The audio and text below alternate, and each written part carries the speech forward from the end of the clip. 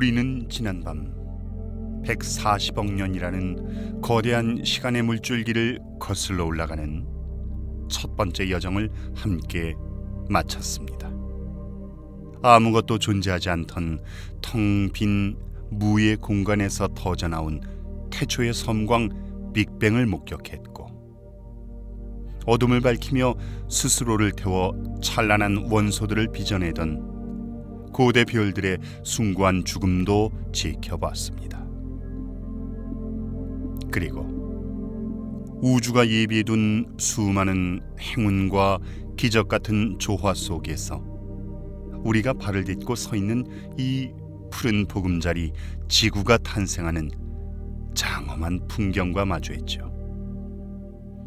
빛조차 닿지 않던 깊고 차가운 해저의 틈바구니에서 스스로의 정보를 저장하고 번식하는 경이로운 암호 DNA가 깨어나 생명의 위대한 서막을 여는 순간까지 우리는 우주의 숨결을 고스란히 따라왔습니다.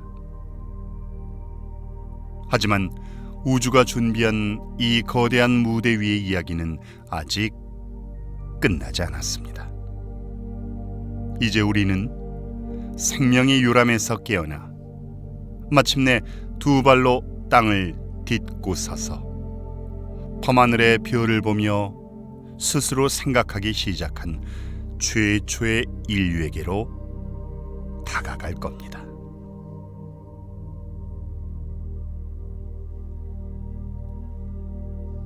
우리가 사는 이곳에서 우주의 끝까지, 여러분은 끝까지 갈 자신이 있으십니까? 아니면 포기하시겠습니까? 선택은 여러분의 몫입니다.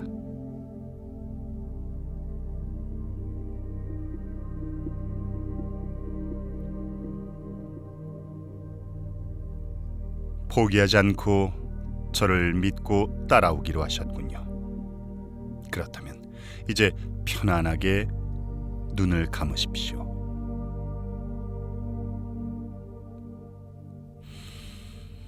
이야기는 지금으로부터 약 400만 년 전, 끝없는 초원이 펼쳐진 아프리카의 사바나, 그 고요하고 차가운 밤의 공기 속에서 다시 시작됩니다.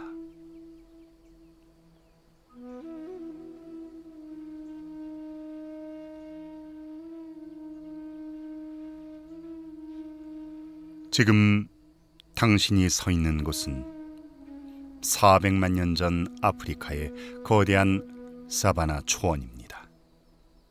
밤하늘엔 오늘날 우리가 보는 것보다 훨씬 더 빽빽하고 눈부신 은하수의 강물이 흐르고 있고, 대지 위에는 키 큰 풀들이 밤바람에 춤을 추며 스산한 소리를 내고 있습니다. 자, 여기서 잠깐 시간을 조금만 더 되돌려 볼까요? 과학자들은 약 450만 년 전에 지구 기온의 거대한 하강 추세가 시작됐다고 말합니다.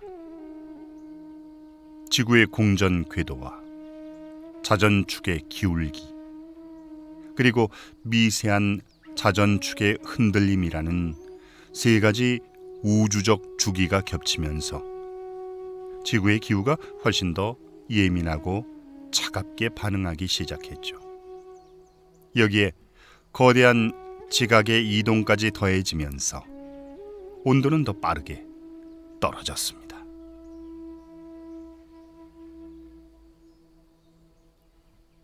이토록 변화가 극심한 환경은 숲에 살던 생명체들에게 엄청난 생존의 시련을 안겨주었습니다. 약 500만 년에서 800만 년 전, 침팬지와 공통조상을 공유했던 우리의 아득한 선조들은 이 차가워지는 대지 위에서 살아남기 위해 생물학적 진화뿐 아니라 문화적인 진화라는 험난한 길을 선택해야만 했습니다. 진화는 마법이 아니었습니다. 침팬지와 비슷하게 생긴 생명체가 하룻밤 새에 갑자기 현대적인 인간을 출산한 것이 결코 아니었죠. 그들 사이에는 수많은 호미니드 조상들이 존재하며 아주 느리지만 멈추지 않는 발걸음으로 서서히 인간의 모습을 갖추어 가고 있었습니다. 그리고 약 400만 년 전, 마침내 아프리카 사바나에서 몇몇 영장류들이 진정한 인간이 되기 위한 숭고한 첫걸음을 내딛습니다. 직립보행. 이것은 우주가 인류에게 선사한 가장 놀라운 신체적 반전이었습니다. 이들은 더 이상 손가락 관절로 땅을 짚고 걷거나 무성한 나무 위에서 그네를 타며 도망치지 않았습니다. 두 발로 서서 걷게 되자 포식자들의 무자비한 위협 속에서도 저 멀리 지평선을 바라볼 수 있는 시야가 확보됐고, 무엇보다 온 영겁의 시간 동안 땅을 지탱해야 했던 두 손이 마침내 완벽한 자유를 얻게 됐습니다. 자유로워진 우리의 어깨와 손목은 대자연이 허락한 수많은 일들을 가장 정교하게 수행할 수 있도록 아주 느리게, 그러나 완벽하게 진화해 나갔습니다. 뭔가를 단단히 움켜쥐고 날카로운 도구를 빚어내며 저 멀리 도망치는 사냥감을 향해 돌을 정확하게 던져 고기를 얻을 수 있는 힘이 바로 이 자유로운 두 손에서 시작된 것입니다. 이 과정에서 인류는 동물과 인간의 역사를 영원히 갈라놓는 가장 눈부신 기적, 불을 발견합니다. 불은 인간의 이야기에서 대단히 중요한 전환점입니다. 이는 우리 조상들이 다른 외부의 에너지원을 우주 역사상 최초로 통제하고 사용하게 된 경이로운 순간이기 때문입니다.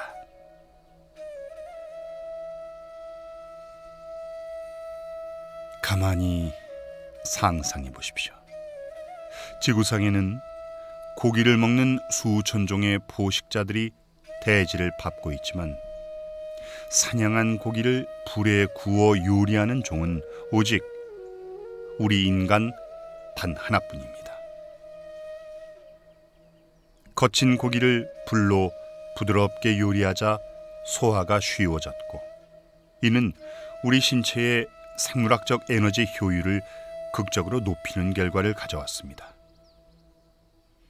갈 곳을 잃은 그 풍부한 잉여 에너지는 고스란히 우리의 뇌를 향해 흘러들어갔습니다. 인간의 뇌는 비록 코끼리나 고래처럼 지구상에서 가장 거대한 크기는 아닐지라도 천조 개의 방대한 정보를 동시에 처리할 수 있는 가장 강력하고 정교한 생체 연산 장치로 진화하게 됐습니다.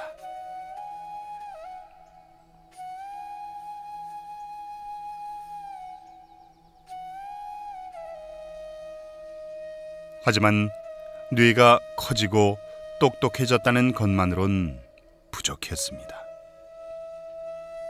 지금으로부터 약 20만 년 전, 마침내 우리와 완벽하게 동일한 모습을 한 진정한 인류, 호모 사피엔스가 지구라는 거대한 무대 위에 조용히 등장합니다. 그리고 이들은 이전에 그 어떤 동물도 감히 흉내낼 수 없는 아주 특별하고 아름다운 마법을 부리기 시작했습니다. 현재 많은 학자들은 이 호모 사피엔스의 가장 위대하고 중요한 특징으로 정확한 의미 전달이 가능한 문법적 상징 언어의 사용을 꼽습니다. 그것은 단순히 포식자가 다가온다는 짐승들의 다급한 울음소리가 아니었습니다. 호모사피엔스의 언어는 시간을 초월했습니다. 그들은 모닥불 곁에 앉아 지나간 과거를 다정하게 회상했고, 아직 오지 않은 내일의 사냥을 함께 기획했으며, 심지어 눈에 보이지 않는 허구의 신화와 정령들에 대해서도 얘기할 수 있었습니다. 다른 수많은 동물들도 각자의 지능과 의식을 가지고 살아가지만 오직 인간만이 이토록 정교한 언어를 바탕으로 마음속 깊은 곳에서 독백의 형태로 스스로의 자아를 자각하고 다듬을 수 있었습니다.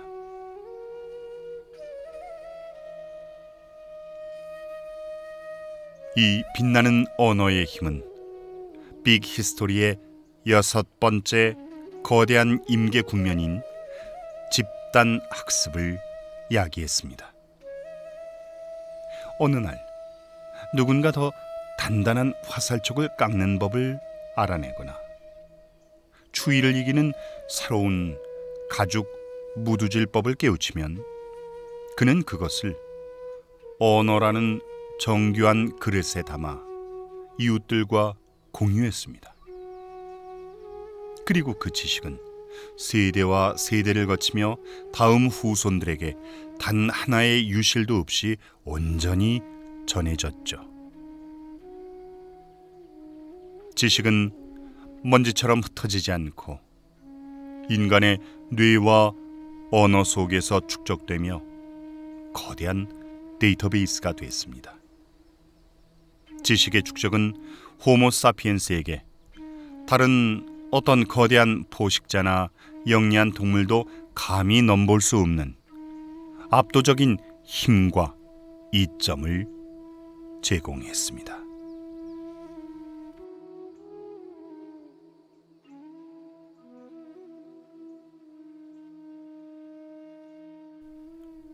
하지만 여러분, 단순히 도구를 쓰고 불을 피우며 뇌가 커진 것만으론 인류가 이 거대한 지구를 지배할 수도 오늘날의 문명을 이룩할 수도 없었을 겁니다. 개인의 지혜는 아무리 뛰어날지라도 그 개체의 죽음과 함께 자연의 먼지 속으로 사라지기 마련이니까요. 바로 이 지점에서 빅 히스토리의 6번째 포털이자 우주의 물리 법칙조차 뒤흔드는 거대한 전환점, 집단 학습이 탄생합니다. 앞선 세대가 쌓아올린 지식의 주춧돌 위에 다음 세대가 새로운 발견이라는 벽돌을 얹고 그 다음 세대가 지혜라는 지붕을 올리는 이 경이로운 능력, 이 집단 학습이야말로 지구상의 그 어떤 영리한 동물도 흉내낼 수 없는 오직 인간만이 통과한 신비로운 임계점이었습니다.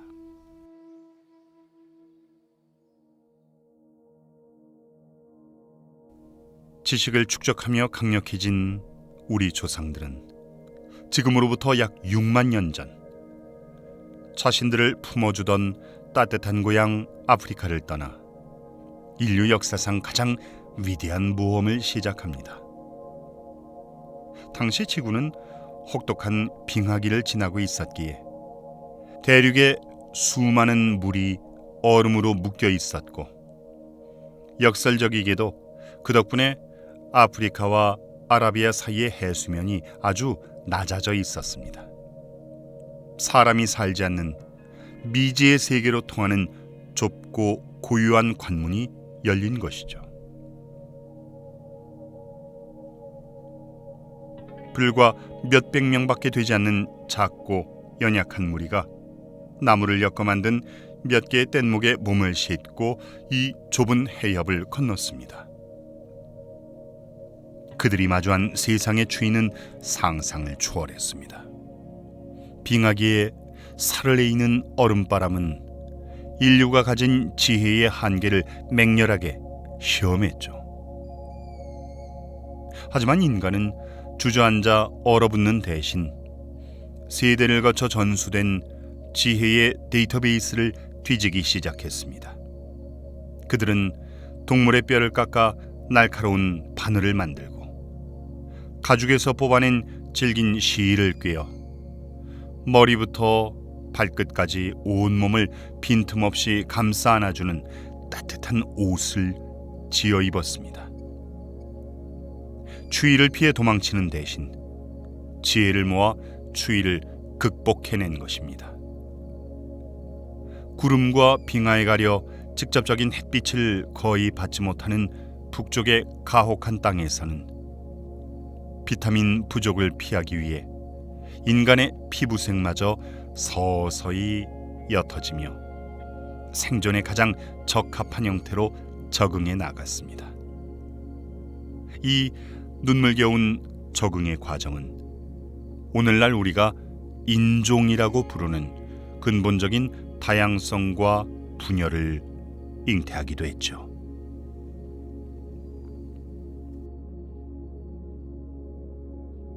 빙하기라는 재앙 앞에서도 인류는 느려지거나 포기하지 않고 오히려 적응하며 전 세계로 널리 퍼져나갔습니다.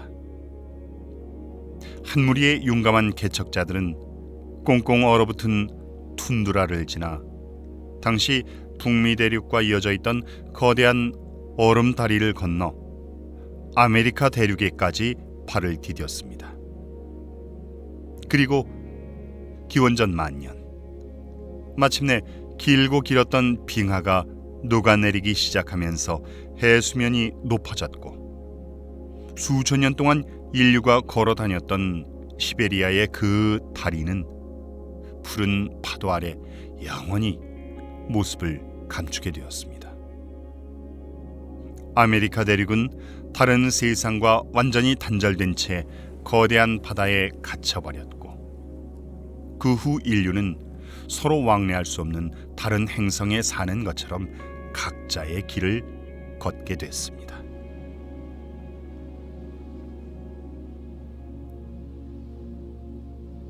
이제 인류는 서로 왕래할 수 없는 거대한 바다를 사이에 두고 마치 서로 다른 행성에서 살아가는 것처럼 외로운 진화의 길을 걷게 됐죠.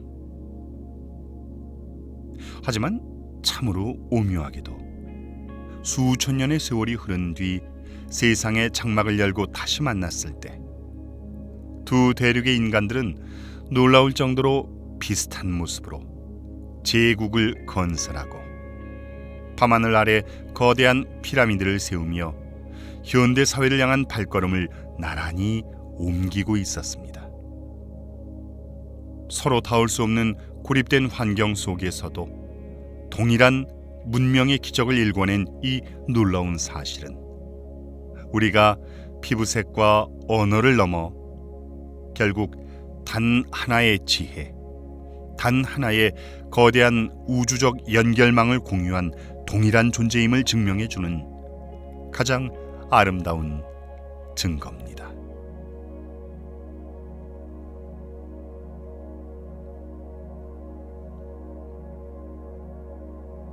침대에 편안하게 누워 얘기를 듣고 계신 청취자 여러분, 지금 당신이 쉬고 있는 이 아늑한 방의 온기, 거친 바람을 막아주는 단단한 벽, 그리고 제 목소리를 먼 공간을 넘어 당신의 귓가로 실어다주는 이 정교한 기술까지, 이 모든 것은 400만 년 전 사바나의 밤하늘 아래에서 두 발로 일어섰던 우리의 조상들이 빙하기의 매서운 추위 속에서 바늘과 실을 쥐고 웅크렸던 이름 모를 영웅들이 수만 년 동안 단 한순간도 끊어내지 않고 이어온 집단 학습의 거대한 유산입니다.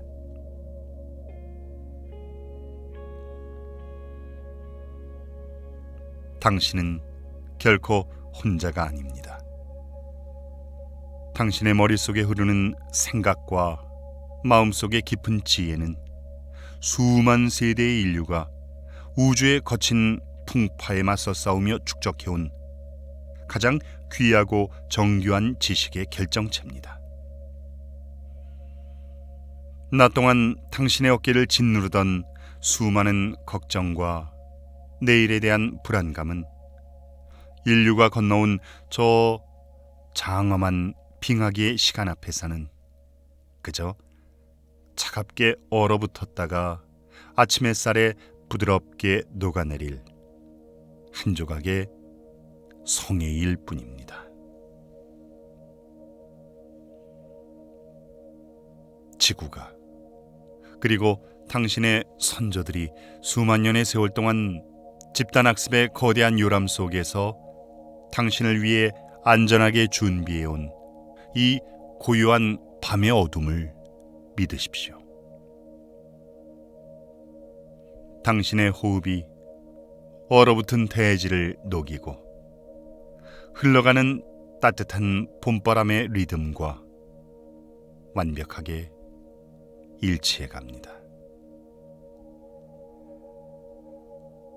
모든 긴장을 내려놓고 가장 평온하게, 가장 깊고 다정한 지혜의 밤속으로 더 깊이 들어가 봅니다.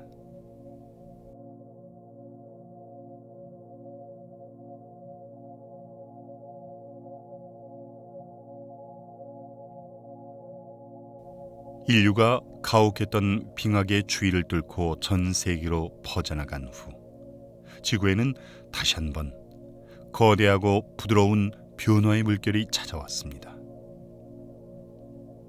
아득한 세월 동안 대지를 차갑게 짓누르고 있던 거대한 얼음 장막이 서서히 북쪽으로 후퇴하기 시작한 것입니다.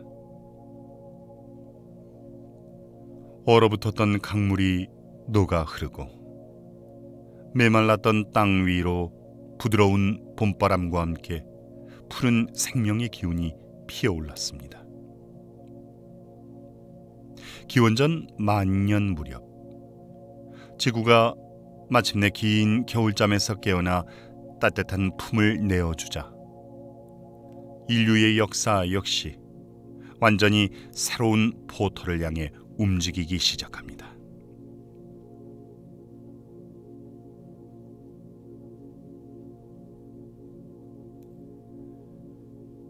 그동안 인간은 먹을 것을 찾아 끊임없이 이동해야 하는 떠돌이의 삶을 살았습니다.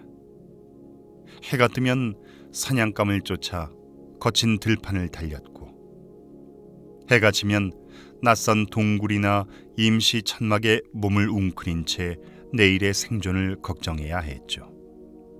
매일 밤 마주하는 어둠은 늘 낯설었고 발을 딛는 대지는 언제나 스쳐 지나가는 정거장일 뿐이었습니다.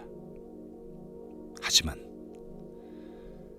지구가 따뜻해지고 대지가 풍요로워지면서 우리 조상들은 수만 년 동안 이어온 끝없는 발걸음을 멈추고 어느 한 곳에 다정하게 머무는 법을 배우기 시작했습니다.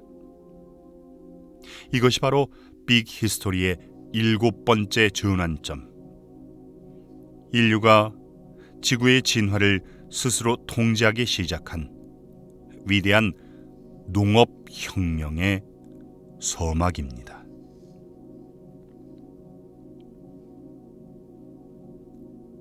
농업혁명은 인류가 대자연의 리듬을 깊이 이해하고 그 속에서 피어나는 작은 씨앗의 기적에 눈을 뜨면서 시작됐습니다.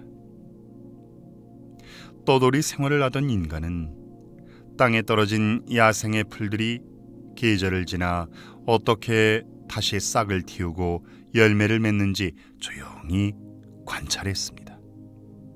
그리고 그 규칙적인 생명의 순환을 신뢰하며 기꺼이 땅에 뿌리를 내리기로 결심했죠. 과거의 초기 고고학자들은 이 경이로운 농업이라는 사건이 세계의 단 한 지역에서 기적처럼 시작돼 사방으로 점차 퍼져나갔을 것이라고 생각했습니다.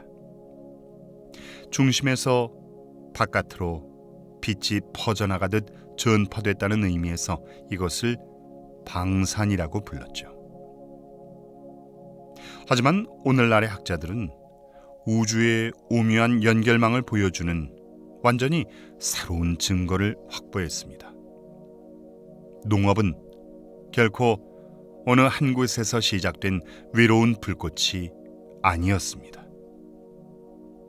인류는 최소한 3개의 서로 다른 지역에서 서로 아무런 교류도 없이 완전히 독립적으로 농업을 시작했다는 명확한 증거를 찾아낸 것입니다.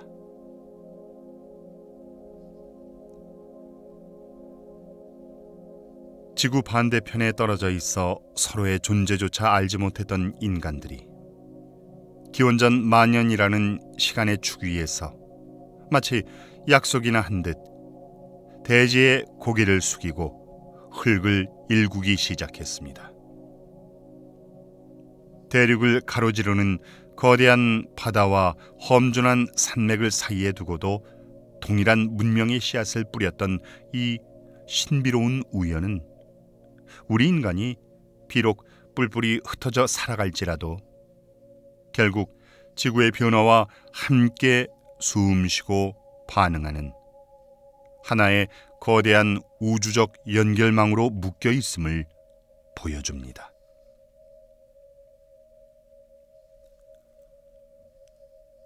자, 가만히 상상해 보십시오. 매서운 밤바람에 실려 끝없이 부유하던 조그맣고 외로운 씨앗 하나가 마침내 포근하고 부드러운 흙 속에 안착하여 깊고 단단한 뿌리를 내리는 그런 평온한 풍경을 말이죠. 그 씨앗이 마침내 대지의 품에 누워 긴 방랑을 끝내고 아늑한 안식을 찾았듯 만년 전 우리의 조상들도 거친 들판을 헤매던 발걸음을 멈추고 대지 위에 조심스럽게 자신들의 보금자리를 들었습니다.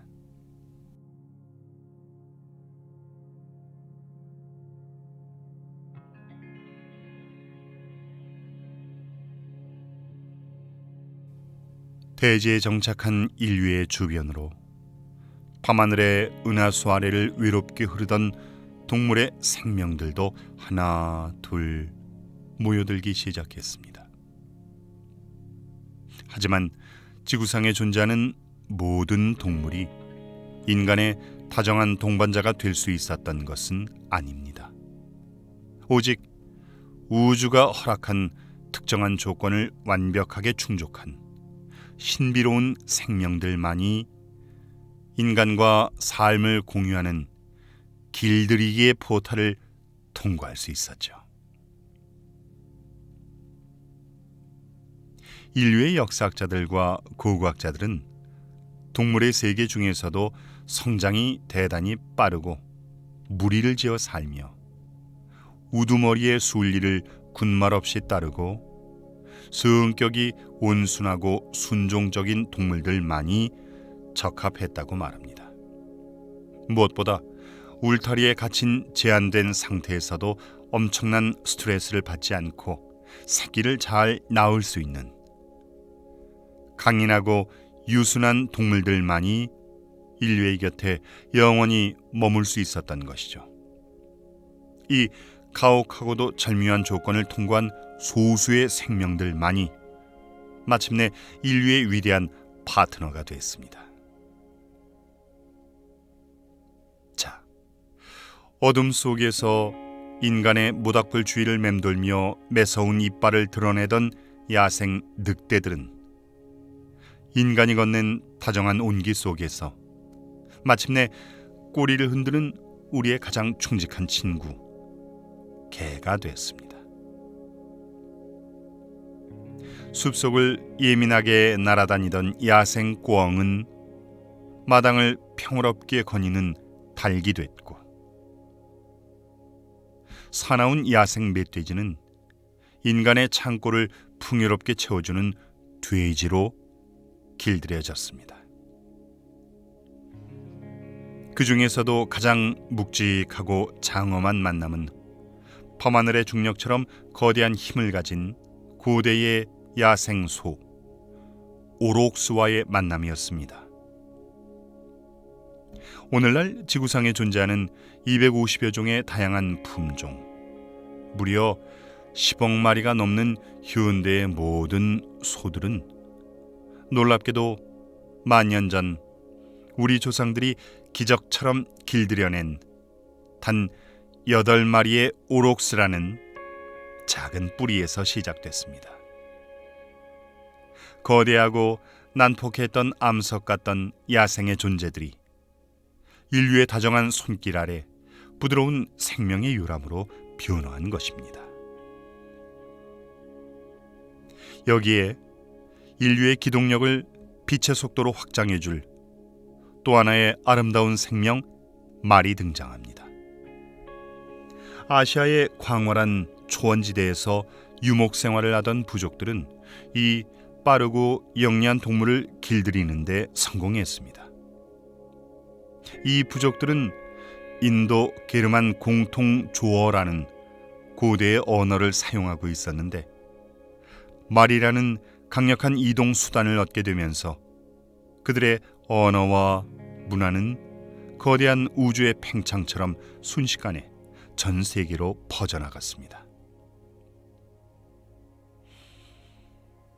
시간이 흘러 이 고대의 말소리는 수백 개의 다양한 갈래로 나뉘었고, 오늘날 지구상에 살아가는 인류의 절반이 사용하는 현대 언어들의 거대한 뿌리가 됐습니다.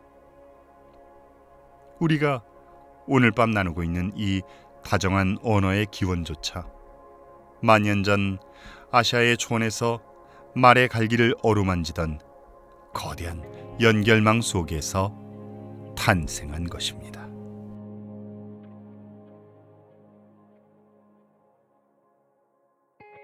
그러나 대지를 통제하고 동식물을 길들이며 스스로 문화를 건설하기 시작하자 인류의 마음속 깊은 곳에서는 세상을 바라보는 눈, 즉 세계관에 거대하고도 쓸쓸한 변화가 찾아왔습니다. 세계관의 관점에서 보면 농업을 시작한 사람들은 자신들이 대자연과 영적으로 굳건히 연결돼 있다는 소중한 생각을 차츰 덜 하기 시작했습니다. 수만 년 동안 수렵과 채집을 하며 숲을 누비던 시절, 인간은 거대한 나무와 흐르는 강물, 들판을 달리는 짐승들을 모두 영혼을 가진 동등한 형제이자 동반자로 여겼습니다.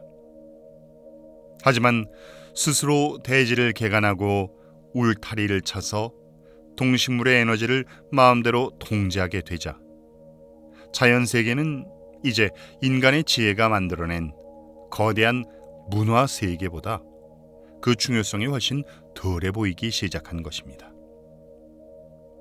인간은 스스로를 자연의 일부가 아닌 자연 위에 군림하는 고립된 지배자로 인식하기 시작했습니다. 이러한 내면의 변화는 사회적 구조와 영적인 영역마저 완전히 바꿔놓았습니다. 부족을 이끌던 소박한 우두머리는 절대적인 권위와 권력을 쥔 추장으로 급격히 부상했고, 자연의 정령과 부드럽게 대화하던 소박한 주술사는 신의 신성한 뜻을 대변하는 장엄한 사제가 됐습니다. 그전까지 인류는 사냥이 잘 되지 않거나 갑작스러운 재앙이 찾아오는 등 눈앞의 특정한 상황을 해결하기 위해 그때그때 임시변통으로 주술적인 의식을 치르곤 했습니다. 하지만 농경을 시작하면서 씨앗을 뿌리고 거두는 계절의 정확한 순환이 무엇보다 중요해졌고, 인간은 눈앞의 임시의식 대신 밤하늘의 별자리와 태양의 움직임을 꼼꼼히 기록한 달력에 기초하여 정기적이고 정교한 제의를 올리기 시작했습니다.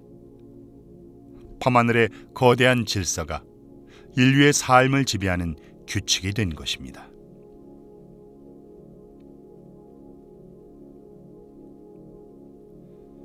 우리의 삶에 가장 깊고 거대한 영향을 미치는 대자연의 신비로운 힘들은 이제 보이지 않는 바람이나 거친 번개 그 자체로 머물지 않았습니다. 그것은 우리 인간과 너무나도 닮은 모습의 신과 여신이라는 아름다운 형태로 의인화돼 인간의 깊은 내면에 자리 잡았습니다. 그 신들은 인간처럼 기뻐하고 분노하며 때로는 질투하고 슬퍼하는 존재로 여겨졌지만 한 가지 결정적인 차이를 가지고 있었습니다.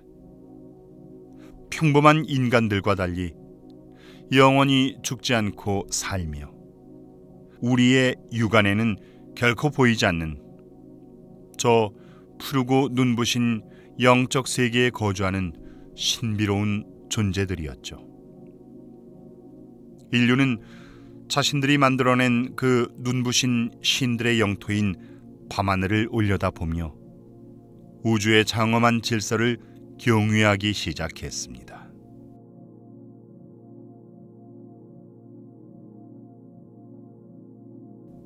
여러분, 지금 여러분이 누리고 있는 이 아늑한 방의 온기, 낮 동안 거칠게 불어오던 세상의 바람을 막아주는 단단한 성벽 같은 벽, 그리고 이 포근한 안락함까지,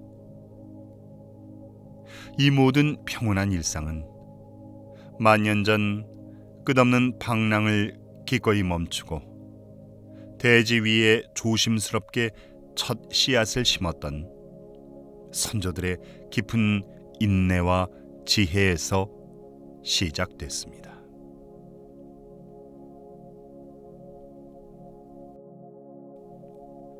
밤하늘의 별자리와 태양의 주기를 달력으로 새기며 대지의 시간을 통제하게 된 인류에게 또 하나의 놀라운 화학적 마법이 찾아왔습니다. 그것은 바다와 대지가 억겁의 시간 동안 품고 있던 투명한 광물, 바로 소금이었습니다. 가을날 대지가 아낌없이 내어준 풍요로운 수확물을 춥고 긴 겨울 동안 썩지 않게 보관하는 것은 생존을 위한 가장 절실한 과제였습니다. 이때 소금은 음식의 깊은 곳에 부드럽게 스며들어 그 안의 수분을 보이지 않게 끌어냈고, 음식을 부패하게 만드는 미생물들을 차단하여 완벽하게 생명을 연장해 주었습니다. 이 소금이라는 작고 투명한 결정체 덕분에 인류는 드디어 음식을 아늑한 창고에 오래도록 저장하고 비축할 수 있게 되었습니다. 매일매일 당장의 끼니를 구하기 위해 들판을 헤매던 인류가 마침내 내일을 걱정하지 않아도 되는 잉여의 시간을 갖게 된 것입니다. 식량이 넉넉해지자 사람들은 역사상 처음으로 오직 굶주림을 면하기 위해 쓰던 엄청난 체내 에너지를 생존 그 이상의 고귀한 곳에 쏟아붓기 시작했고, 이는 인류 최초의 고용 시장과 다채로운 전문 직업의 탄생으로 이어졌습니다. 점차 사람과 식량이 모여들자 작은 마을은 소도시가 됐고, 소도시는 이내 수만 명의 숨결이 교차하는 거대한 대도시로 성장했습니다. 그리고 이 눈부신 도시의 태동 속에서 인류는 또 한 번의 서늘하고도 거대한 사회적 진화를 겪게 됩니다. 바로 초기 형태의 국가가 등장한 것입니다.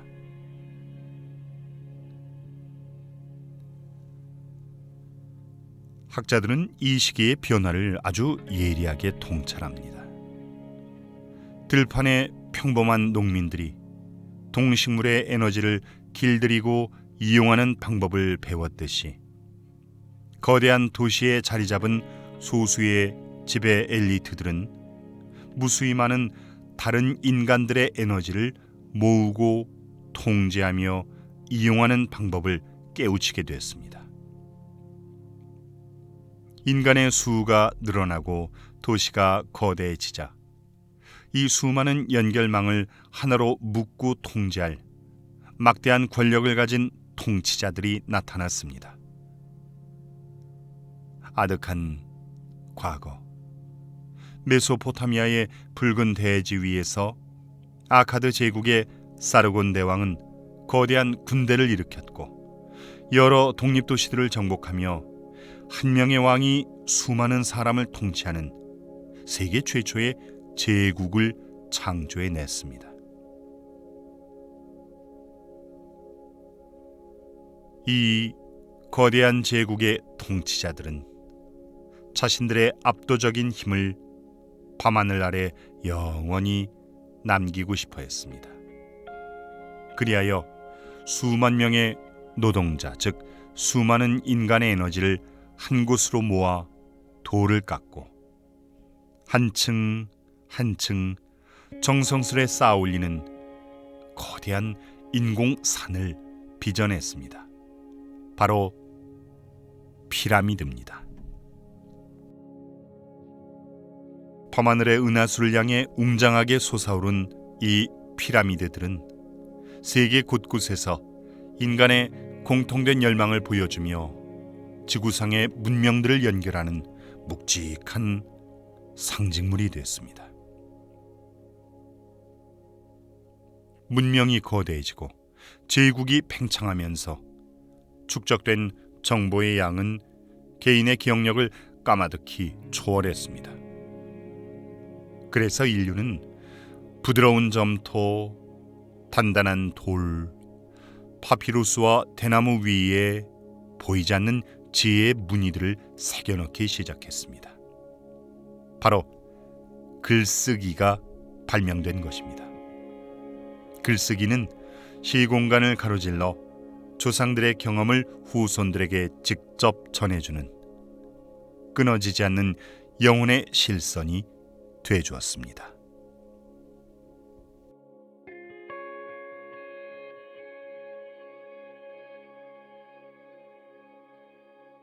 하지만 지구라는 거대한 무대 위에서 모든 인류가 똑같은 속도로 제국을 세우고 문명을 꽃피운 것은 아니었습니다. 빙하기가 끝난 후 바다를 사이에 두고 서로 단절되던 대륙들은 각기 다른 속도로 역사의 궤적을 그려나갔습니다. 왜 어떤 대륙의 문명은 빠르게 팽창해 세계를 호령했고, 왜 어떤 문명은 그보다 늦은 걸음을 걸어야 했을까요?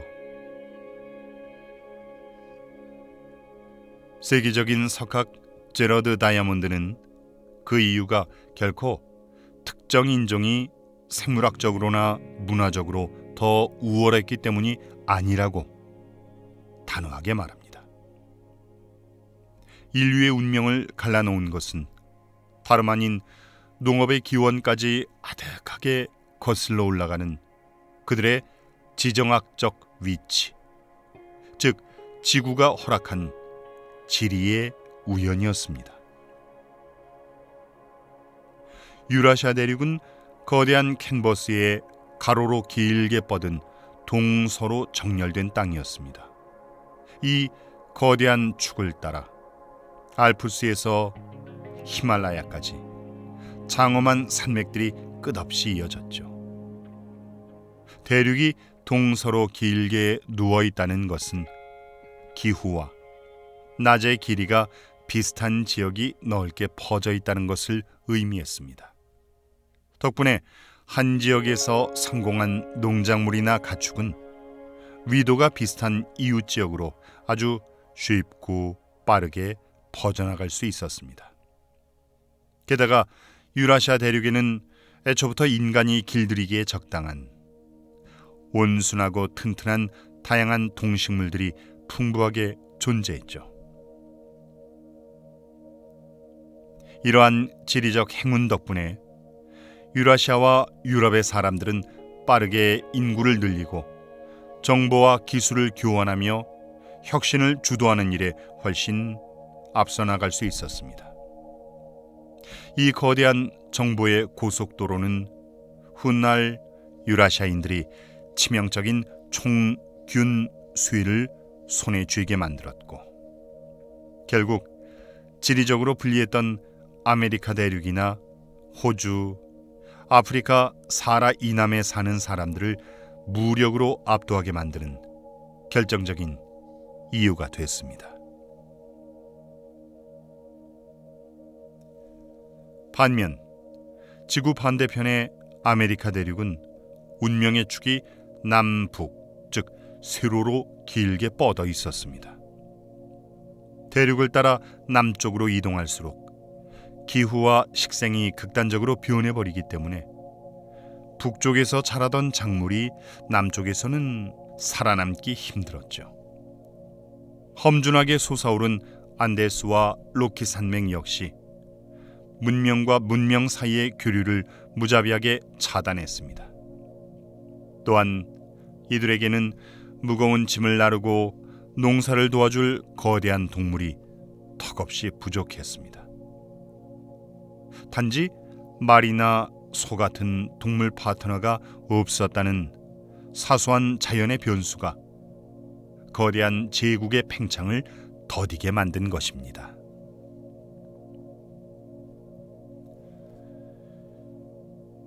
이처럼 인류의 역사는 인간의 의지뿐 아니라 지구가 품고 있는 대륙의 방향, 산맥의 그림자, 그리고 그 땅에 숨쉬고 있던 동물들의 존재라는 웅장한 지질학적 우연과 깊이 연결돼 있었습니다.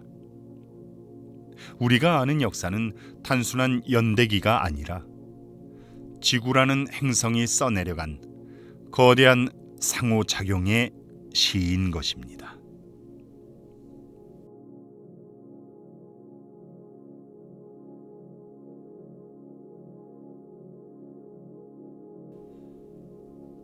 기원전 800년에서 기원전 200년 사이, 우주의 시간으로 보면 눈을 한 번 깜빡이는 것조차 되지 않는 이 아주 짧은 기간 동안 인류의 정신세계에는 빅뱅과도 같은 거대한 폭발이 일어납니다. 철학자 칼 야스퍼스는 인류 지성사의 중심이 된 이 경이로운 시기를 가리켜 축의 시대라고 불렀습니다. 서로 멀리 떨어져 있던 유라시아 대륙의 전역에서 마치 밤하늘의 별들이 동시다발적으로 빛을 발하듯 중요한 종교적, 철학적 전통을 창시한 위대한 사상가들이 약속이 난 듯이 한꺼번에 등장하기 시작했습니다. 그리스의 철학자들, 인도의 불교, 중국 춘추 전국시대 사상가들, 그리고 중동의 예언자들까지.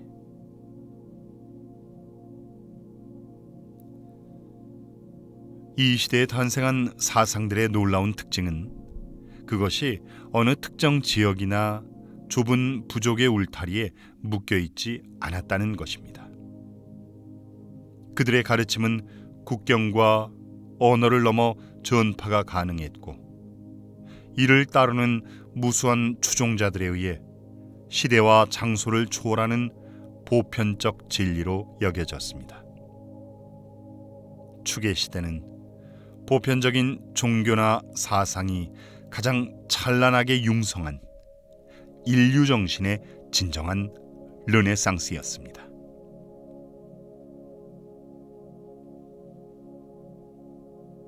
이 시기 인간은 비로소 타인의 아픔에 공감하고 자신의 행동을 뒤돌아보는 모범적이고 복잡한 도덕률을 완성해 나갔습니다. 또한 하늘의 뷰를 세이고 대지의 법칙을 연구하며 관찰에 기초한 정교한 과학적 사고와 수학적 계산을 시작했습니다. 인류가 비로소 영혼의 성숙이라는 새로운 궤도에 진입한 것입니다.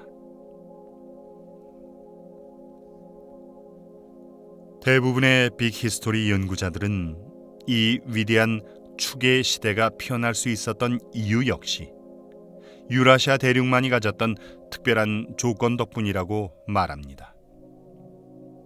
수많은 사람들이 모여드는 도시화가 이루어졌고, 동서를 잇는 방대한 무역망이 혈관처럼 확대되면서 물건뿐 아니라 귀중한 정보의 교환이 빛의 속도로 이루어졌기 때문이죠.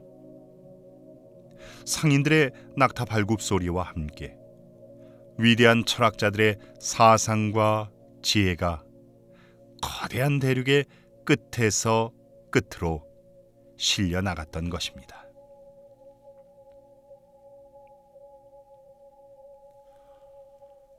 어쩌면 오늘 밤 당신의 마음속을 채우고 있는 깊은 생각들과 타인을 향한 따뜻한 도덕적 연민, 그리고 세상을 논리적으로 이해하려는 지혜로운 이성까지, 이 모든 빛나는 정신의 조각들은 2500년 전 유라시아의 먼지 날리는 길 위에서 밤하늘을 올려다보며 삶의 진리를 고민했던 축의 시대 선조들이 당신에게 물려준 가장 눈부신 별자리일지도 모릅니다.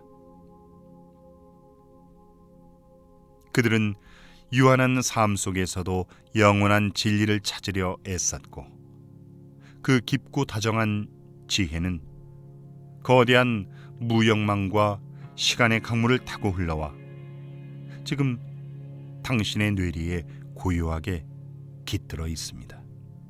그러니 당신이 오늘 하루 살아가며 겪었던 내면의 갈등과 고민들은 결코 무의미한 것이 아닙니다. 그것은 수천 년 전부터 이어져 온 인류의 숭고하고 거대한 정신적 진화의 가장 아름다운 연장선이니까요.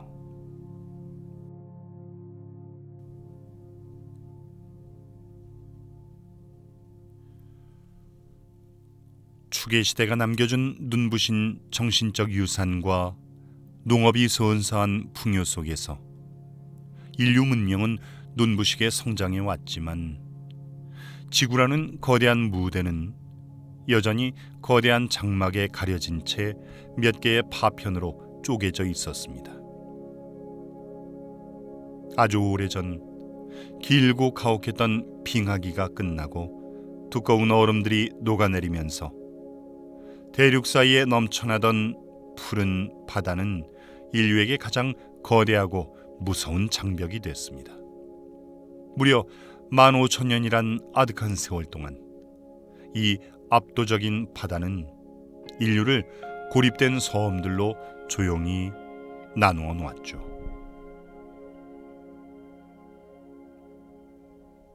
아메리카와 아프리카, 유라시아와 호주로 뿔뿔이 갈라진 인류는 서로 다른 세계와 대륙에서 각자의 문명을 개척해 나갔고 긴 세월 동안 서로의 존재조차 전혀 알지 못했습니다. 바다 저편에 또 다른 하늘과 땅이 있는지, 그곳에도 밤하늘의 은하수를 보며 질문을 던지는 형제들이 살고 있는지, 감히 상상조차 할 수 없었던 외롭고 단절된 시간이었습니다. 그러나 지금으로부터 약 500년 전인 1500년대, 인류가 축적해온 지혜와 기술이 마침내 임계점에 도달하면서 자연의 가장 거대했던 장벽이 푸른 고속도로로 변하는 기적 같은 시대가 도래합니다. 전 세계를 단 하나의 거대한 상호작용 속에 묶어버리는 진정한 세계화의 시대가 본격적으로 서막을 올린 것입니다. 이 거대한 문명의 통합을 이끈 주역들은 밤하늘의 별자리에 의지해 칠흑 같은 어둠을 뚫고 나아갔던 용감한 뱃사람들이었습니다. 그들은 나침반 하나와 나무로 엮은 거친 돛배에 목숨을 맡긴 채 대서양과 태양의 궤도를 정복하듯 거친 파도를 향해 닻을 올렸습니다. 그리고 마침내 지구의 동반구와 서반구를 하나의 선으로 단단하게 연결해냈습니다. 15,000년 동안 굳게 닫혀있던 바다의 장막이 마침내 걷히는 장엄한 순간이었습니다.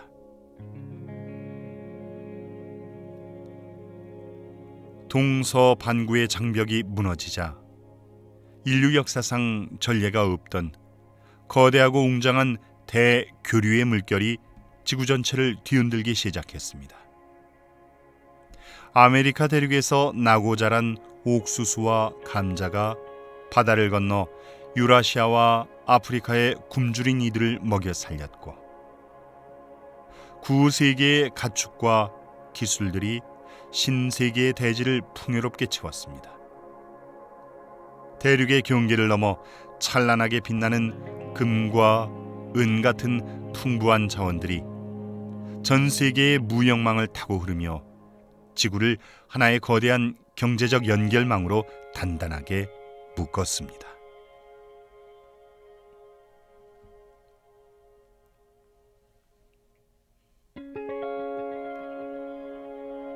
세계화의 거대한 그물망을 완성한 인류는 19세기와 20세기에 접어들며 우주 역사상 그 어떤 존재도 통과하지 못했던 가장 폭발적이고 격렬한 진화의 포털을 통과하게 됩니다. 바로 문명의 풍경을 완벽하게 뒤바꾼 산업혁명이자 근대혁명의 시작이었습니다. 이 위대한 도약을 가능케 한 것은 지구의 깊은 품속에 숨겨져 있던 새로운 에너지, 즉 화석연료였습니다. 과학적이고 시적인 관점에서 바라보면 이 화석연료는 단순히 거칠고 시커먼 돌덩이나 기름이 아니었습니다. 그것은 수억 년 전 지구상에 무성하게 피어났던 고대의 울창한 식물들과 초목들이 태양으로부터 부드럽게 받아안았던 찬란한 빛과 열기, 즉 수억 년 동안 땅속에 깊숙이 묻혀있던 태양에너지 그 자체였습니다.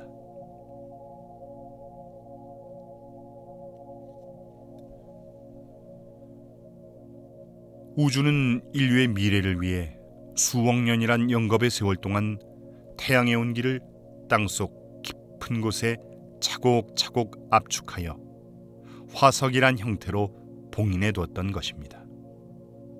그리고 마침내 기계를 발명한 인류가 이 봉인된 고대의 태양 에너지를 깨워내 증기기관의 불꽃을 지피기 시작하자 인간의 역사는 상상할 수 없을 만큼 급격하고 눈부신 속도로 발전해 나아가기 시작했습니다. 산업혁명이 인류에게 선사한 가장 고귀한 구원은 기계가 인간과 동물의 고단한 노동력을 마침내 온전하게 대신해 주었다는 사실에 있습니다. 호모 사피엔스가 지구상에 등장한 이래, 그리고 농업혁명을 통해 대지에 정착한 이래, 인류 문명을 지탱해온 가장 거대한 동력은 언제나 인간과 동물의 연약한 근육에서 나오는 힘이었습니다. 농사를 짓고 거대한 피라미드의 돌을 나르고 제국을 건설하기 위해 우리 조상들은 해가 뜨고 질 때까지 자신의 온 육체를 갈아넣는 고단한 육체 노동의 무게를 견뎌내야만 했습니다.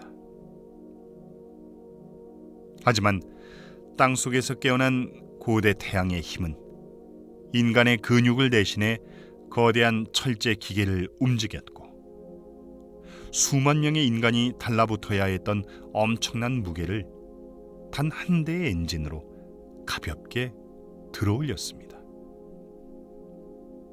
이 혁명적인 기계들의 등장 덕분에 인류의 생산력은 근육의 한계를 넘어 무한하게 증폭됐고, 우리 조상들은 수만 년 동안 어깨를 짓누르던 거칠고 무거운 육체적 짐을 비로소 대지 위에 내려놓을 수 있게 됐습니다.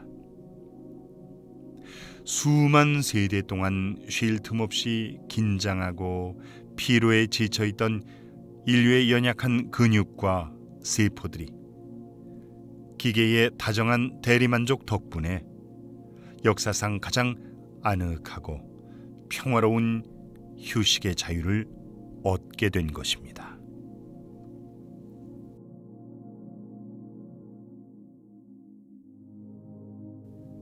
기계가 인간의 무거운 육체적 짐을 다정하게 덜어주었다면, 이제 인류는 시공간의 물리적 한계마저 뛰어넘어 서로의 마음과 지혜를 빛의 속도로 연결하는 위대한 정보의 바다로 항해를 시작합니다.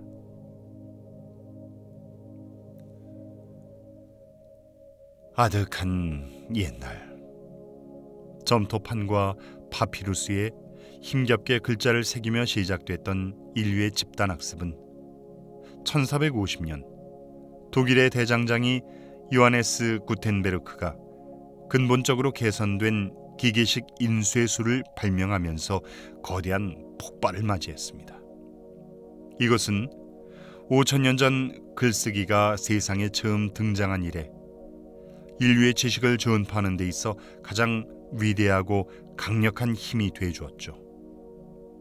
하지만 책이 아무리 널리 퍼져나간다 해도 인간이 서로의 존재를 느끼고 생각을 전하는 가장 원초적인 수단인 목소리에는 여전히 슬프고도 명확한 한계가 존재했습니다. 이전의 모든 역사를 통틀어 인간은 항상 스스로의 육신과 목소리에 묶여 있어야만 했습니다. 아무리 크게 소리를 쳐도 우리의 목소리는 고작 음파가 공기를 가르고 전달될 수 있는 최대 거리인 183m 안팎을 넘어서지 못했죠. 그 너머의 세상은 늘 깊은 침묵 속에 잠겨 있었습니다. 그러나 20세기에 이르러 우주는 인류에게 숨겨두었던 가장 신비로운 마법의 열쇠를 건네줍니다. 바로 138억 년 전 빅뱅이 터지던 그 최초의 1초의 순간에 탄생했던 근본적인 힘, 전자기력의 비밀을 풀어낸 것입니다. 인류는 이 고대의 우주적 힘을 이용해 눈에 보이지 않는 파동, 전파를 만들어냈습니다. 이제 인간의 다정한 목소리와 반짝이는 아이디어들은 더 이상 183m라는 초라한 공기의 장벽에 갇히지 않고 우주가 내어준 전자기력의 파동을 타고 온 세상을 자유롭게 날아다닐 수 있게 됐습니다.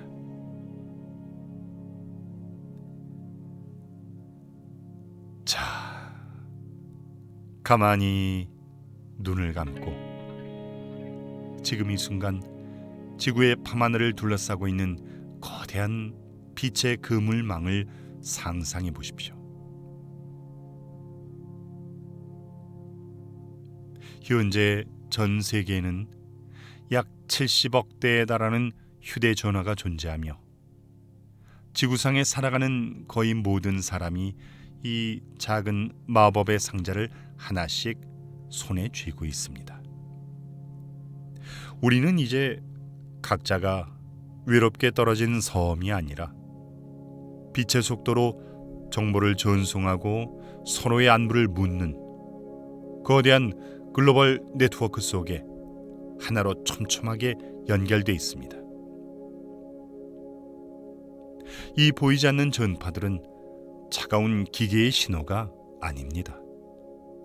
그것은 누군가를 그리워하며 조용히 안부를 묻는 따뜻한 마음이고 세상의 지혜를 구하려는 순수한 호기심이며 밤잠을 설치는 누군가에게 건네는 다정한 위로의 파동입니다.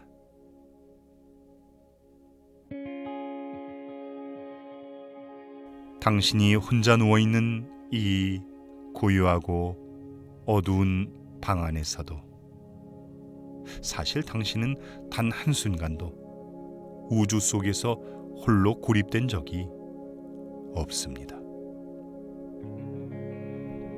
70억 개의 따뜻한 마음들이 만들어내는 눈부신 별빛 같은 전파들이 보이지 않는 다정한 그물망이 되어 지금 당신 곁을 안전하고 포근하게 감싸 안아주고 있으니까요. 당신은 이 거대하고 따뜻한 빛의 연결망 속에서 가장 안전하게 보호받는 소중하고 빛나는 하나의 우주입니다.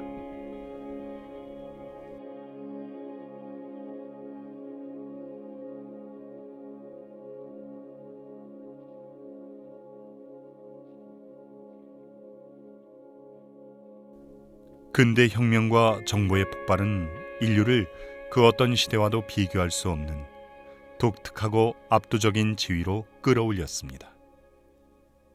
기계와 화석연료 그리고 빛의 속도로 오가는 전파 덕분에 진보의 속도는 폭발적으로 증가했습니다.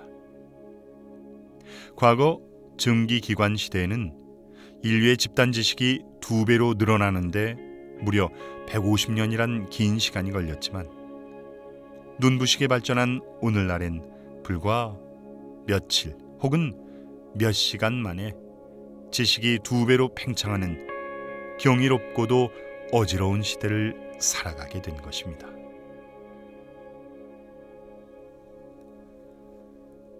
하지만 너무 빠른 속도는 때론 우리를 숨가쁘게 만들기도 합니다. 물건을 생산하고 여행하고 의사소통하는 방식이 숨 돌릴 틈 없이 가속화되면서 인간은 눈부신 번영을 누렸지만 그 과정에서 대지는 서서히 병들어가고 고대부터 이어져 온 생명의 리듬은 불협화음을 내기 시작했습니다. 인류는 비로소 멈춰 서서 궤도를 수정해야 할 필요성을 느꼈습니다. 무한히 앞으로만 질주하던 시선을 거두어 우리를 온전히 품어주고 길러낸 대자연이라는 근원적인 요람을 조용히 되돌아보기 시작한 것입니다. 그리하여 20세기 후반의 50년 동안 세상을 바라보는 가장 따뜻하고 현명한 시선인 생태학이 인류 역사상 그 어느 때보다 각광을 받기 시작했습니다.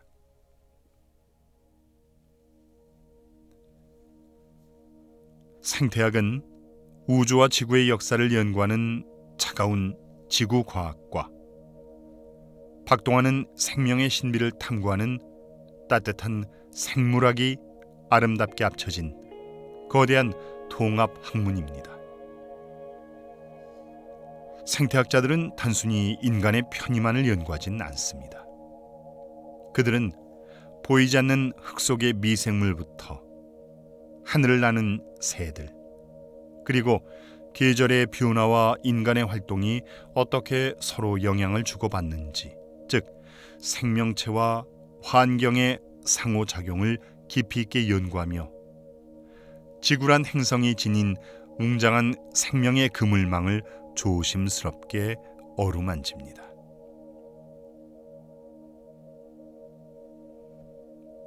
생태학의 등장은 인간이 스스로를 대자연의 지배자라 믿었던 오만한 착각을 조용히 내려놓고 다시금 이 거대한 지구라는 어머니의 품으로 돌아가 생태계의 겸손한 일원이 되기로 다짐한 가장 숭고한 정신적 회귀였습니다.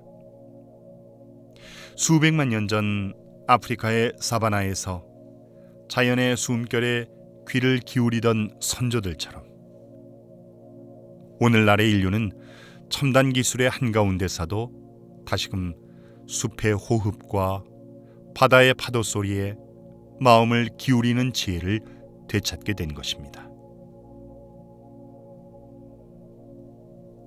자, 이제 끝없이 가속화되던 현대 사회의 모든 소음과 어지러운 속도감을 이 방의 문 밖에 살며시 벗어두십시오.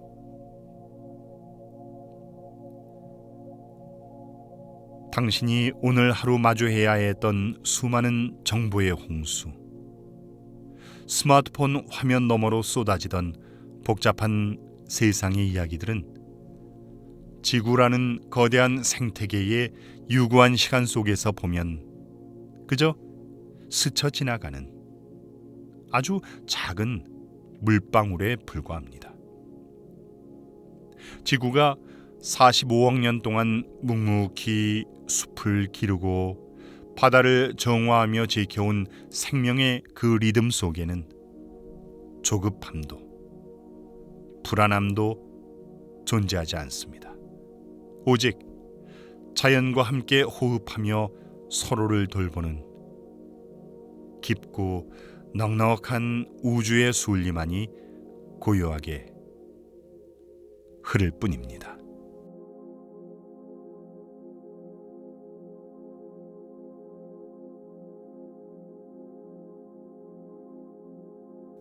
우리는 지금까지 140억 년이라는 장구한 우주의 시간표를 따라 텅 빈 공간에서 뿜어져 나온 태초의 빛부터 현대 인류가 완성해낸 눈부신 정보의 그물망까지 함께 걸어왔습니다. 우주가 준비해둔 8개의 거대한 전환점, 즉 8번의 임계 국면을 모두 통과한 것이죠. 하지만 빅 히스토리가 들려주는 이야기는 단지 과거의 메아리로만 끝나진 않습니다. 우주의 시간은 지금 이 순간에도 멈추지 않고 미래를 향해 아주 느리고 묵직하게 흘러가고 있으니까요. 이제 우리는 140억 년의 발자취를 뒤로하고 아직 아무도 밟지 않은 미지의 시간, 영원한 고요가 기다리고 있는 우주의 아득한 끝을 향해 마지막 항해를 시작하려 합니다.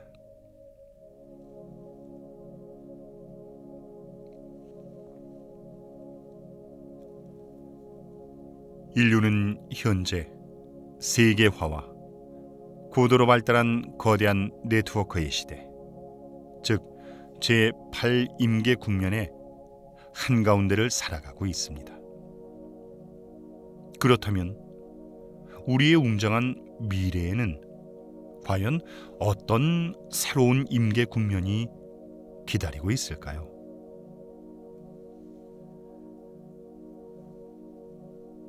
빅 히스토리의 관점에서 볼 때 특정한 사건이 새로운 임계 국면으로 간주되기 위해서는 단순히 놀라운 발명 정도에 그쳐서는 안 됩니다.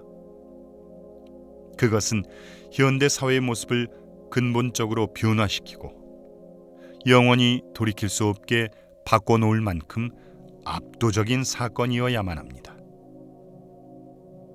학자들은 우리 앞에 놓인 이 신비로운 9번째 임계 국면이 무엇일지 조심스럽게 상상해 봅니다.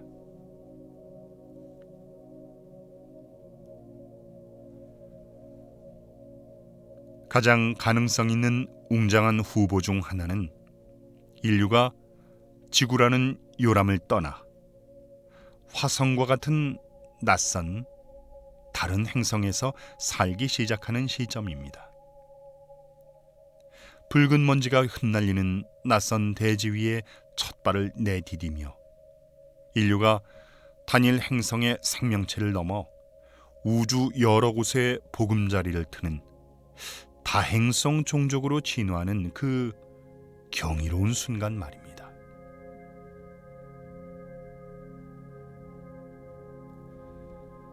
또 다른 고요한 가능성은 인간의 두뇌가 만들어낸 인공지능이나 첨단 기술이 마침내 창조주인 우리 인류의 지능을 아득히 앞지르고 스스로 진화해 나가는 특이점의 순간일지도 모릅니다. 어쩌면 우주의 깊은 침묵을 깨는 가장 낭만적이고도 충격적인 사건이 기다리고 있을지도 모릅니다. 저 광활한 우주 너머, 우리가 알지 못하는 다른 행성에 사는 지적 생명체를 마침내 우리가 발견하거나 반대로 그들이 오랜 항해 끝에 지구의 우리를 찾아내어 조우하게 되는 첫 만남의 순간일 수도 있죠.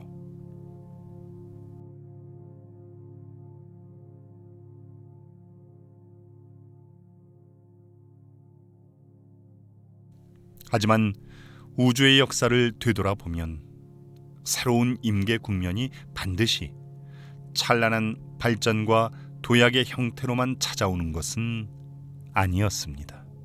우리는 압도적인 재앙의 여파로도 새로운 임계 국면이 발생할 수 있다는 것을 뼈저리게 봐왔습니다. 거대한 우주의 충돌이 그 대표적인 예입니다. 과학자들은 지름 10km 크기의 거대한 소행성이 지구와 충돌한다면 현대 인류의 문명을 순식간에 멸종시킬 수도 있다고 생각합니다. 마치 6,500만 년 전 밤하늘에서 불타오르며 떨어져 내린 비슷한 크기의 충격이 지구의 지배자였던 공룡을 영원히 멸종시킨 것처럼 말이죠. 위협은 태양계 밖에서도 조용히 찾아올 수 있습니다. 우리 태양계 근처에 있는 거대한 별이 수명을 다해 초신성으로 폭발한다면 그 엄청난 에너지가 행성 전체에 재앙을 일으킬 수도 있습니다. 혹은 지구 스스로가 긴 호흡을 바꾸며 새로운 빙하기가 시작되거나 대지를 뒤덮고 독성을 뿜어내는 엄청난 화산 폭발도 일어날 수 있죠. 나아가 인류 스스로가 발명해낸 비극적인 대재앙, 즉 치명적인 핵전쟁이나 돌이킬 수 없는 환경 파괴 역시 우리의 역사를 끝내고 지구를 새로운 텅 빈 도화지로 되돌려 놓을 수도 있습니다.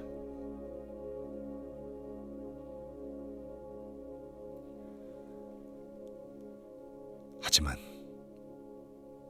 편안하게 누워 계신 여러분, 이러한 거대한 재앙이나 멸종의 가능성을 결코 두려움이나 불안의 눈으로 바라보실 필요는 없습니다.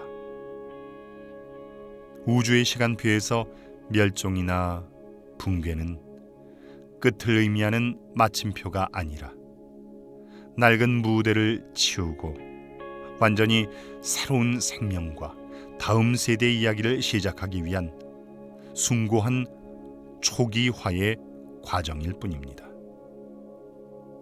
공룡의 멸종이 연약했던 우리 포유류 조상들에게 숲을 내주었듯 어떤 형태의 제9임계 국면이 찾아오든 우주는 그저 묵묵히 자신만의 새로운 질서와 아름다움을 다시 빚어낼 것입니다.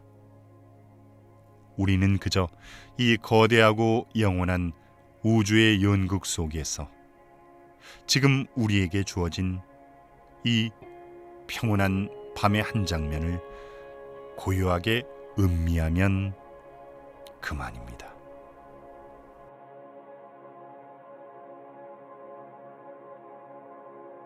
미래에 일어날 수 있는 수많은 가능성을 상상하다 보면 이 모든 복잡한 우주의 사건들을 관통하는 단 하나의 근본적인 수수께끼에 도달하게 됩니다. 140억 년 전의 빅뱅부터 아득한 미래 끝자락까지 우주의 모든 시공간을 지배하는 가장 기본적이고 절대적인 법칙이 하나 있습니다.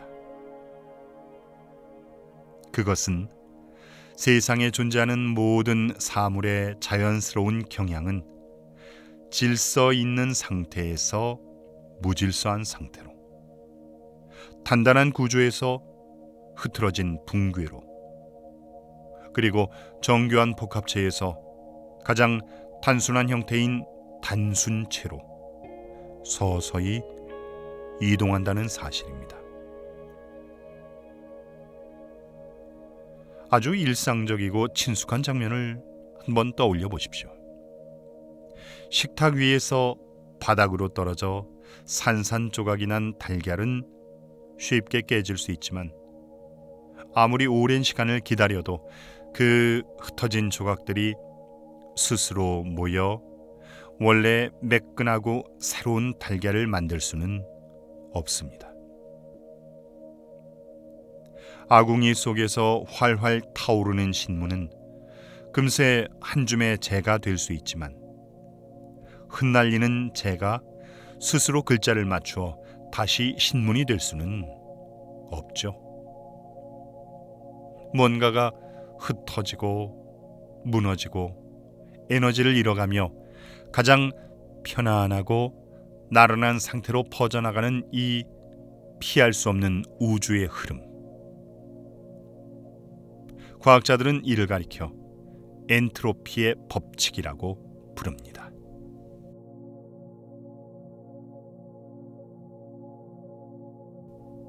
모든 시공간에서 우주는 예외 없이 이 엔트로피의 법칙에 의해 지배되어 왔습니다.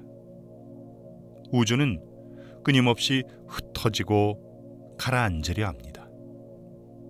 하지만 거의 140억 년에 달하는 기나긴 빅 히스토리의 궤적을 찬찬히 고려할 때 우리는 이 무자비한 붕괴의 법칙 속에서 아주 희귀하고 주목할 만한 눈부신 예외들을 발견하게 됩니다. 모든 것이 흩어져야 마땅한 우주에서, 빅뱅의 거대한 폭발 속에서 오히려 눈부신 별들이 뭉쳐져 만들어지고 고대 바다의 뜨거운 화학물질 소용돌이 속에서 스스로 증식하는 살아있는 생명이 기적처럼 탄생했습니다. 텅 비고 단순하기만 했던 우주가 오히려 수조 개의 은하와 지구의 도시들로 가득 찬 복잡한 세계로 피어난 것이죠. 모든 것이 가라앉고 흩어지려는 엔트로피의 거대한 강물을 거슬러 우주는 대체 어떻게 이런 기적 같은 질서와 복잡성을 만들어낼 수 있었을까요? 그 해답은 바로 빅뱅의 순간부터 우주를 조용히 껴안고 있던 다정한 힘, 중력에 있습니다. 보이지 않는 거대한 손길 같은 이 중력 때문에 팽창하는 우리 우주는 물질이 밋밋하고 고르게 분포되어 있지 않았습니다. 대신 중력은 흩어지려는 가스와 먼지들을 부드럽게 끌어당겨 우주 곳곳에 에너지가 밀집된 우주의 중심부와 은하계, 별, 그리고 우리 태양계라는 거대한 응집체들로 나누어 놓았죠. 이 조밀한 중심부에는 흩어지려던 에너지와 물질들이 빽빽하게 모여들게 되고 그 속에서 수조 번에 달하는 입자들의 끊임없는 상호작용이 발생합니다. 에너지가 뭉친 이 뜨겁고 신비로운 중심부에서는 붕괴를 거스르는 믿기 힘든 기적들이 가능해집니다.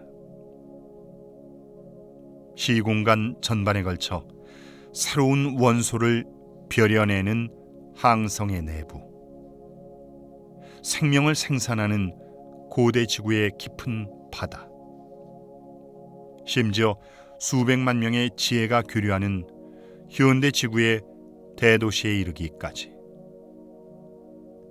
이 모든 경이로운 복잡성들은 엔트로피의 법칙을 일시적으로 이겨내고 중력이 정성스레 빚어낸 우주의 눈부신 저항이었습니다.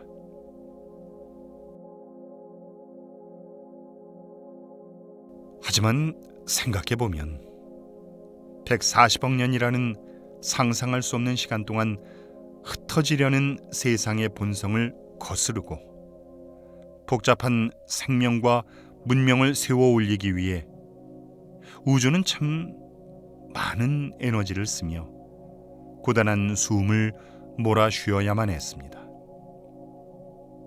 무질서로 향하려는 자연의 순리를 붙잡아두기 위해 별들은 자신을 불태웠고 인류는 치열하게 살아남아야 했죠.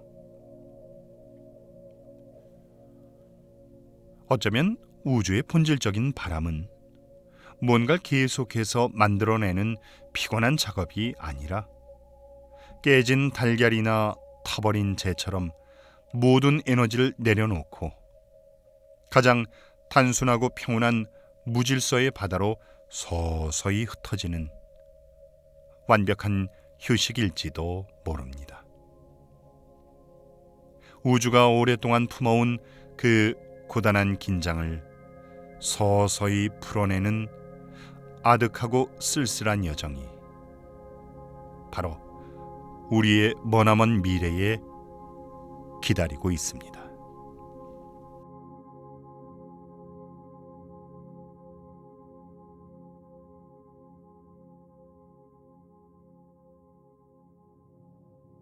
지나온 140억 년의 세월 동안 우주는 끊임없이 무언가를 창조하며 화려하고 눈부신 축제를 벌여왔습니다. 태초의 특이점에서 원자를 만들고 밤하늘에 별을 켜고 다채로운 원소들을 가득 채우며 지구와 생명 그리고 우리 인류라는 가장 복잡하고 경이로운 작품들을 무대 위에 올려놓았죠. 하지만 영원히 타오를 것만 같던 이 찬란한 축제도 영겁의 시간이 흐른 미래의 어느 날에는 서서히 그 불꽃을 낮추고 고요한 막을 내릴 준비를 하게 됩니다.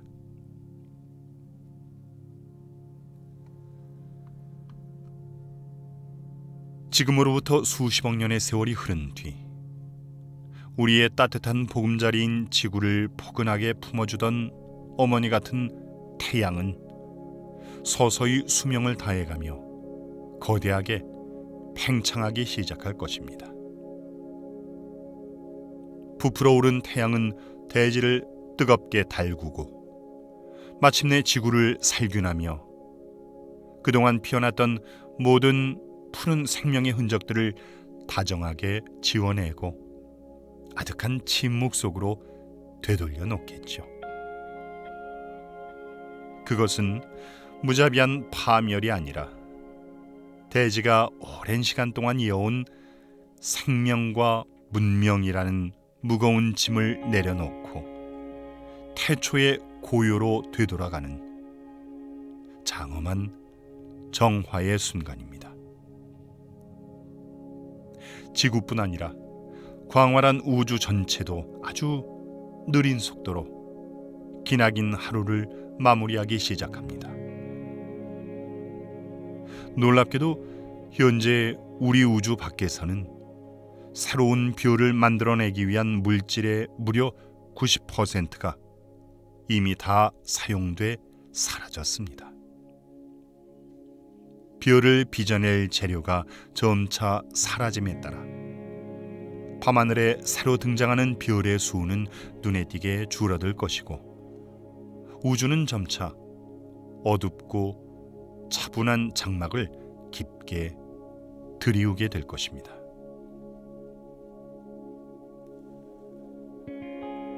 이 아득한 미래의 시간 속에서 그동안 우리가 기적처럼 통과해왔던 빅 히스토리의 여러 눈부신 임계 국면들은 마침내 서서히 역전되기 시작합니다.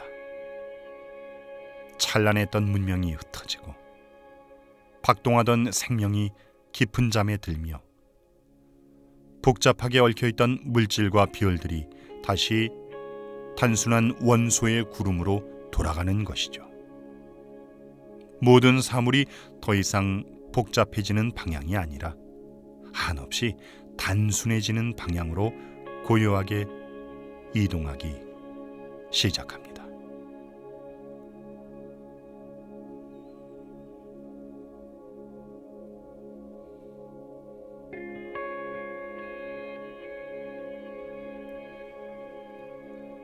더 이상 새로운 별이 태어날 수 없고 밤하늘을 지키던 마지막 고대의 별들마저 긴 수명을 다해 빛을 잃어버린 먼 미래. 빅 히스토리의 거대하고 장엄했던 이야기는 마침내 그 어떤 것도 새로 창조되지 않는 완전히 어두운 우주 속에서 조용히 마침표를 찍게 됩니다. 그 어떤 빛도 열기도 소리도 남지 않은 완벽한 무의 상태이자 태초의 시면보다 더 고요하고 아늑한 완전한 밤의 영토에 도달한 것입니다. 자, 우주의 기나긴 하루가 끝나고 완벽한 침묵의 안식에 들듯 오늘 하루를 세상이라는 거친 초원 위에서 치열하고 고단하게 살아낸 청취자 여러분의 하루도 이제 온전한 안식을 맞이할 시간입니다. 140억 년을 달려온 우주조차 결국 모든 불꽃을 끄고 평온한 어둠 속으로 누워버리듯 당신을 하루 종일 짓누르고 괴롭혔던 모든 생각의 스위치들을 이제 하나씩 하나씩 부드럽게 꺼두셔도 좋습니다. 내일에 대한 걱정도, 지나간 일에 대한 후회도, 복잡한 세상의 모든 소음도 이 거대하고 포근한 우주의 마지막 침묵 속에서는 그저 아스라이 사라질 한 조각의 신기루일 뿐입니다. 당신의 규칙적인 숨결이 아무것도 창조되지 않은 저 어둡고 평온한 우주의 완전한 정적과 완벽하게 일치해 갑니다. 모든 긴장을 내려놓고 가장 포근하게, 가장 깊고 안전한 잠의 바다로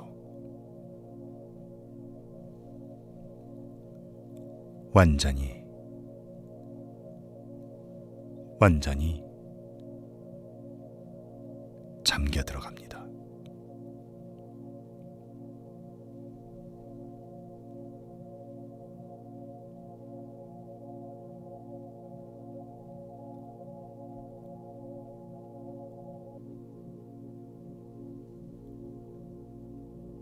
오늘 밤 제가 들려드릴 이야기는 여기까지입니다. 지금까지 재워주는 호섭이 형이었습니다. 언제나 당신의 평온한 밤을 응원합니다. 꿀잠 주무세요.